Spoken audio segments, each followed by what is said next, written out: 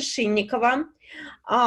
So Yulia is an English teacher and also a co-founder of educational platform Znания. Yulia is the winner of Russian contest учителей-новаторов iUchитель 2019 года. Wow. Okay, let's give our smiles to Yulia. So, hello.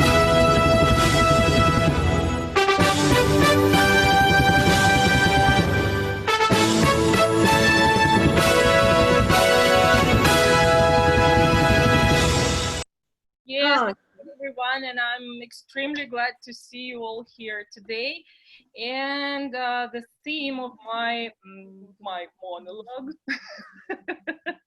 is how to transform information into knowledge. And I'm going to share a screen with you, and we shall start.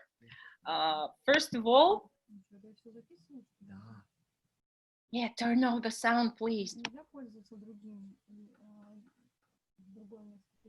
Okay. So I found a picture in the internet and it shows information and knowledge. And I started thinking about the difference and applying this scheme to languages. So I can call the information, so the difference is that knowledge is something that is connected between each other. So information are just words, and knowledge is the ability to use these words to, it's some structured information. So, for example, if a student knows only a foreign word without connections to his native language, it's just an information. So many students just know the words, but they don't know what do they mean. And the problem is how to transform information into knowledge. And I suppose that information is something that is stored in our short-term memory, and knowledge is something that we can use everywhere and forever. Eric Kandel is a famous neuroscientist and a professor of biochemistry. And he got his Nobel Prize for his studies in the molecular mechanism which contribute to short and long-term memory. And the problem is how to turn the information into something that is stored in the long-term memory. So he said that there are two ways how we process the information, so how it gets into the long-term memory. So the first way is a multiple repetition, and the second one is a stressful situation. Of course, while teaching languages, we cannot put our students into stressful situations, and I don't like it, but the only way for students to learn better is a multiple repetition. That is the fact that is proved by scientists, and that's why platform Znania exists, so that to provide the multiple repetitions for our students. And today I'm going to show you how to use it and how to create lessons, and I'm going to show it in practice. What do students do and why this platform works. But before I start, I would like to show you some small video. It's like promo, and okay. I'm going to play it.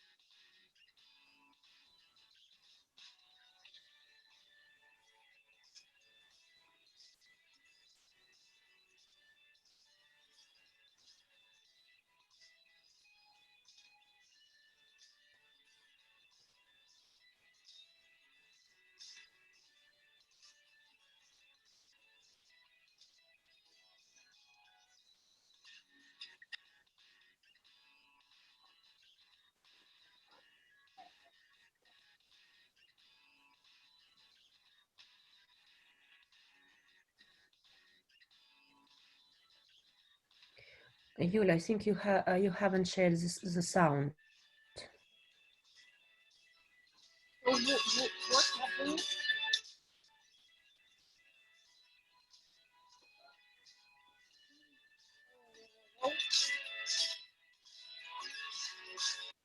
Okay, did you see the video? Yes, and I think you can send a link to this video in the chat. Yes, and now I'm going to show you how to find us. Okay, znanie.ru, and this is how the teacher sees his or her account. So first of all, we should create a group, and I'm going to name it Brush Up Your Skills, and choose a language. Here you see not only English language, but many others. But here we choose English language, and just press create. The next step is the creation of a lesson. So here you see a set of words that is already done by me, and I may choose not only translation. I may just type in definitions. I may type in phrasal verbs, and anything you like, anything your students need to know, and choose the picture. For example, no, I may do it like this. For example, which word? World. Okay, let it be so, world. And we see the hints here. They are given automatically, and I may upload my image or my video if I don't like the video that is shown here. And it may be video, it may be also a picture. So I may watch it, and here is the world. I choose it, and it becomes the picture. And I may generate the tasks without translation. So students can only see word and the picture, and only foreign languages, or only foreign language words and pictures. After that, I should put up a date, a deadline for my students, but this deadline, so students can do the tasks even after the deadline is over. So then I choose the number of repetitions for every task. So we've got 7 tasks here, and I usually put a 0 for snake, so that students could choose whether to do it or not. But I always put 2 times for unscramble and type in, so that if students open their books and use some materials at home, so that I was sure that they have learned the words. But now I'm going to put one repetition for everything, and fill in the gaps, and just for 1 time. So save the lesson. Oh, fill in the name of the set. Fill in the name of the set. Test lesson. Okay. I press the button save, and after that, so I don't have any students here, and I should give them the group code. So I just copy it, and here you may find instruction for the students, and so just print it to them or tell them what to do. And after that, students go to their accounts. Now I need to log out, so that to use my student's account. And here we are. And by the way, I use this account with my students. I use it in the class so that to repeat the words during our lessons. And students may add a new group. I enter the group code here and activate the group. The group was added, and go to your lessons.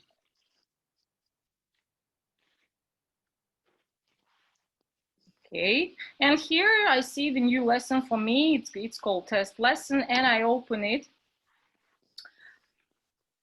And here the instruction. But the problem for students is that they will not open the test. The test will be closed until they do all the tasks, with the result not less than 90%. Here they can just listen to words, they can watch them, they can repeat them, and after that they go to tasks.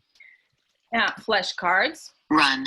The student should decide whether he or she knows the word or doesn't know it, and student may just watch the card, just watch the translation, and decide whether he or she doesn't know it. Okay, I press I know all the words. Cat. For World. sure. Catch. No, just try again because I didn't complete the task. It was only 84%. Then I do it again. World.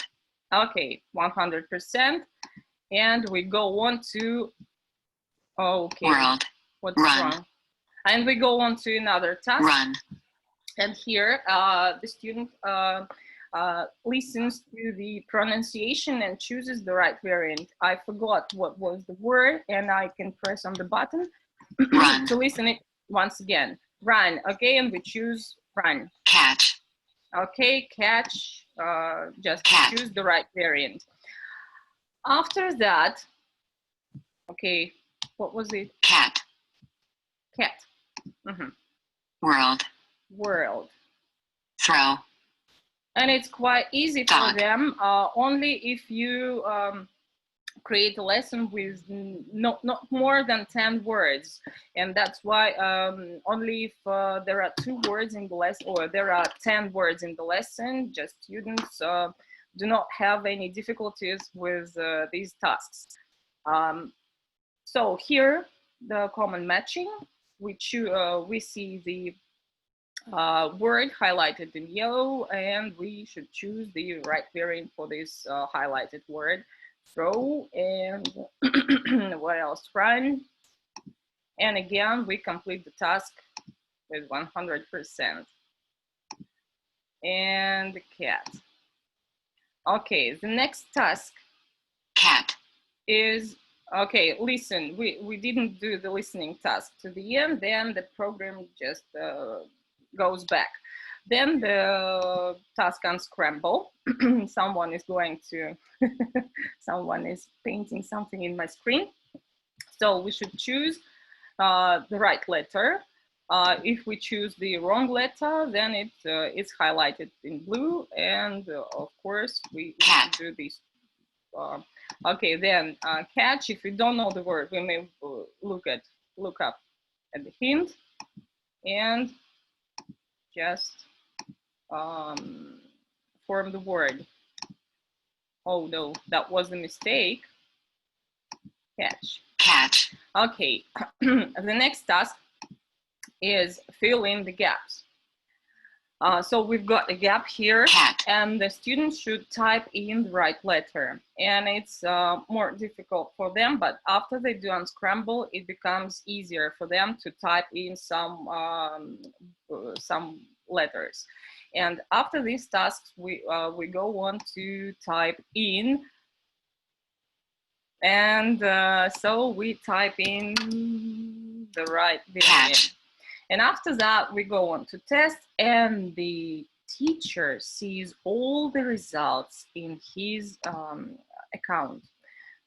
That is how it looks like. And if I see the 0 result there, then I just ask my student to do the tasks at home. And the strongest point here is that students do all the tasks at home, not during the lesson. That helps me to do many interesting things with them during the lesson when they come ready with their lexics. And it's really helpful in my job. Okay, next.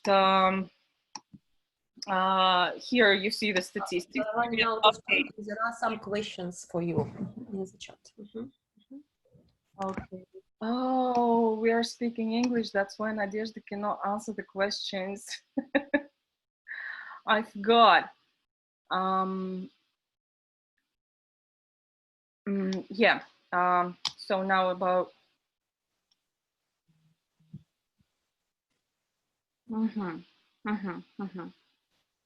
Okay, created my account on Znania and wanted to know, can I just make children to connect an English word to a picture without Russian words? Yes, but you should press a tick while you create a lesson. So there is a tick there to generate the lesson without translation. That's when they start doing some matching without Russian translation or without definitions. And here you see the statistics, and that helps me to know where I am as a teacher and what should I do to improve my students' results. And it's like a really useful tool for teachers to understand what is going on. With lexics. I don't see how to enter this create a new game option. New game. There are new games. There are no new games. There are just 7 games, and it's a standard. And you should find them. You may find them while creating a lesson. Just enter your account, enter the group log, and after that just press create a lesson, fill in the words, and then choose the games and choose the tasks. Okay, and I suppose that's all for now. You may find all the information about us in our social nets, and here they are, and join us and just learn about some new features that are constantly appearing on our platform. And we work really hard so that all the children could just transform information into knowledge. So the main goal for us is that all the children use the language well. So if there are any questions, you may write them to me, and if there aren't, I may just finish. Okay, thank you, Julia. Okay, thank you, everyone. Let's give Yulia a round of applause. Will you turn on your cameras, your videos, and give our mute applause to Yulia? No cameras, no videos.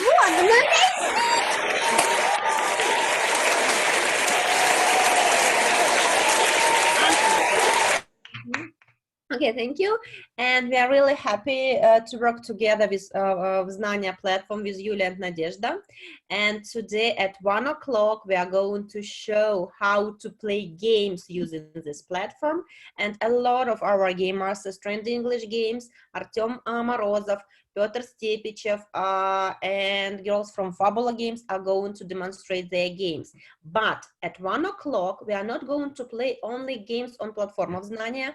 We've got 2 speakers who are going to share with you their games, their speaking games, which can be used without, can be played without any technology. And I can see this smiling face. Yeah, and is it a donut or an ice cream in the background? Okay, I'm really happy to introduce our next speaker, Artem Morozov, a CELTA qualified teacher and material developer. Artem used to work as a director of studies and senior regional manager and head of teaching department. And well, I think that he's very well known and everybody knows his Mishki blog. Yeah. Hello. Okay. Artem always has got lots of interesting ideas how to work, how to play, what to do with students in the classroom. Well, usually I've got just a list of ideas after his talk which can be used in the classroom. Okay, now let's give our yeah, he's extremely famous, they write in the chat. Okay, all our speakers are just extremely famous and we're really proud of it that they decided to join our conference today. Okay, let's give our smiles